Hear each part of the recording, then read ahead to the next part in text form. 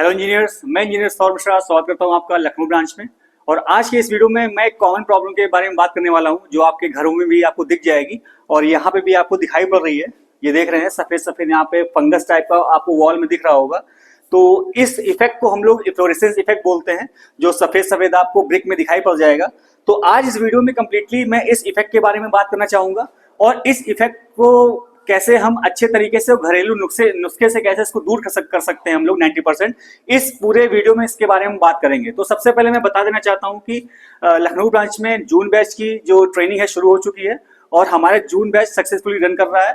और आपको भी अगर जुलाई बैच के लिए रजिस्ट्रेशन कराना है तो 7985211035 पे कॉल करके रजिस्ट्रेशन रिगार्डिंग बात कर सकते हैं। और आपको ट्रेनिंग लेनी है तो आप व्हाट्सएप मैसेज भी कर सकते हैं। तो चलिए वीडियो को शुरू करते हैं।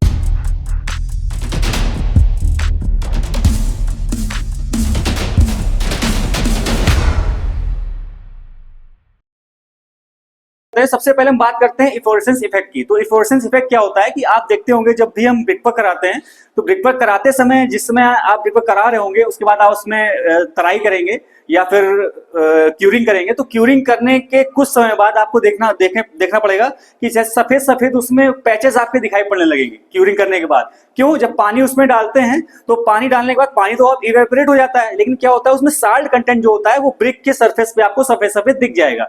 तो हम आज ये बात करने वाले हैं कि साल्ट कंटेंट आ कैसे जाता है। जैसे कि हम बात करते हैं ब्रिक की, ब्रिक क्ले से बनी होती है, तो क्ले से बनने के कारण उसमें साल्ट कंटेंट की अधिकता होती है। तो जब अधिकता होती है तो उसमें उसी के इफेक्ट की वजह से पानी इवेपोरेट हो जाता है और साल्ट कंटेंट आपका उसके ऊपर दिखने लगता है। तो यही आपका सफेद सफेद जो इफेक्ट बोलते हैं, इसको फ्लोरेसेंस इफेक्ट बोलते हैं। इसको कई जगह हम लोग नोनाई बोलते हैं और कई जगह इसको शोराई बोलते हैं। तो इसकी हम रेमेडी के बारे में बात करते हैं। रेमेडी के बारे में बात करने से पहले इसके प्रिक्योरमेंट के बारे में बात करते हैं कि इसको हम कैसे इसके इफेक्ट को कम कर सकते हैं। तो जैसे हम इसके इफेक्ट को कम करने की बात करते हैं तो इसके इफेक्ट को हम इस तरीके से कम कर सकते हैं कि जैसे हमें ब्रिक वर्क कराना है और हमें इसके लिए ब्रिक की जरूरत पड़ती है या हमें मटेरियल की जरूरत पड़ती है, तो हम किसी भट्टे में जाते हैं।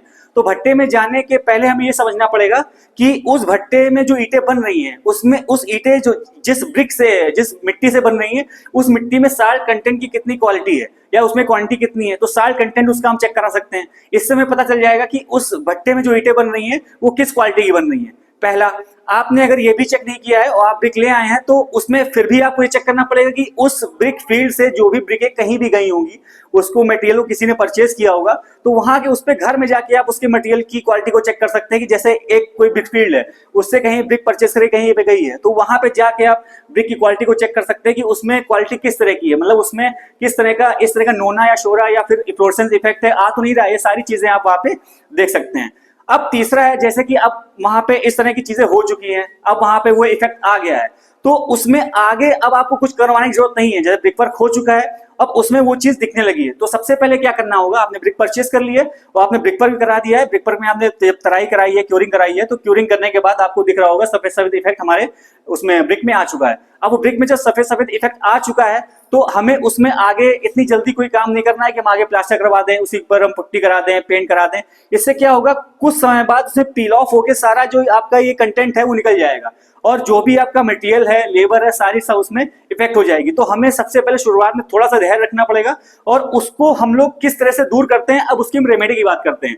तो हमें ये ध्यान रखना पड़ेगा, जैसे कि अब मेरा साल्ट कंटेंट मान लो आ गया है, अब थोड़ा सा ये भी समझते हैं कि ब्रिक की वजह से ही नहीं, जैसे हमारी ये फील्ड है, अब यहाँ पे कोई भी पानी का जो सोर्स है, उस पानी का सोर्स में क्या है, पीएच वैल्यू उसकी ऐसी इस तरह से होगी, इसमें साल्ट की वैल्यू ज्यादा होगी, जिससे हम तराई करेंगे तो हमें इस तरह के इफेक्ट आपको देखने को मिल जाएंगे। अब जैसे कि हम बात करते हैं कि मान लो साल्ट कंटेंट का इफेक्ट या फ्लोरेसेंस इफेक्ट हमारा उसमें आ गया है, अब इसको दूर करना है। तो दूर करने का एक घरेलू नुस्खा है जिसको हम इमली वॉश बोलते हैं। इमली वॉश करने से आपकी ये समस्या जो है 90% के आसपास दूर हो जाएगी। अब ये दूर कैसे करेंगे, तो जैसे आपका ब्रिक वर्क हो चुका है तो उसमें हम डायरेक्ट इस चीज को अप्लाई करेंगे। अप्लाई कैसे करेंगे, तो हम 1 किलो इमली को है जो मार्केट में मिलती है, इमली को लेके आएंगे और 10 लीटर पानी में, गुनगुने पानी में रात में भिगो रख देंगे 24 घंटे के लिए और उसको सही तरीके से हम लोग मिक्स कर लेंगे।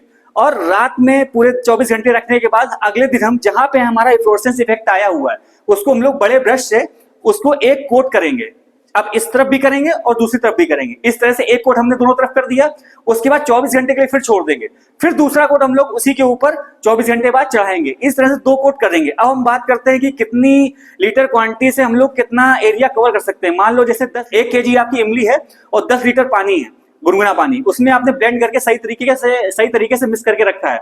अब वो कितनी क्वांटिटी कवर करेगा? वो लगभग 1500 से 1600 स्क्वायर फीट एरिया कवर करेगा इस तरह के पूरे आपके एरिया में। जितना भी आप ब्लेंडिंग सोल्यूशन है आपका 10 लीटर का, मतलब 10 लीटर जो सोल्यूशन है वो कम से कम 1600 स्क्वायर फीट के एरिया को कवर करेगा। इस तरह से आपकी रेमेडी से कम 90% जो आपका ये इफ्लोरेसेंस इफेक्ट का सोल्यूशन है आपको मिल जाएगा। तो आप देख रहे हैं कितनी आसानी से हमने घरेलू तरीके से इस तरह के फंगस को, एक तरह से इफ्लोरेसेंस का जो इफेक्ट है फंगस है आपके घर के लिए। क्यों? क्योंकि लगातार आप देख रहे होगे बढ़ता रहता है। जैसे यहाँ से शुरू हुआ है, लगातार आप देख रहे होगे पूरा यहाँ पे इसने एरिया कवर कर लिया है। अब इसमें पुट्टी पेंट सब कुछ हो चुका है, तो ये पील ऑफ होकर सारा सब कुछ निकल रहा है। तो इसी तरीके के आपके घर में प्रॉब्लम ना हो, और अब जैसे यहाँ पे प्रॉब्लम हो गई है तो हमें क्या करना पड़ेगा, इतना एरिया को झाड़ना पड़ेगा पूरा। ये जितना भी एरिया है उसको झाड़ेंगे, इसका ब्रिक वर्क निकलवाएंगे, उसके बाद फिर से इसमें इमली वॉश का सोल्यूशन करवाएंगे, तब फिर से इसमें सारी चीजें करेंगे, तब ये हमारा सोल्यूशन हो पाएगा। तो इसी तरीके से मैं नेक्स्ट वीडियो में आपसे नई प्रॉब्लम्स के बारे में बात करने वाला हूं। तो मिलता हूं नेक्स्ट वीडियो में, तब तक के लिए जय हिंद, जय भारत।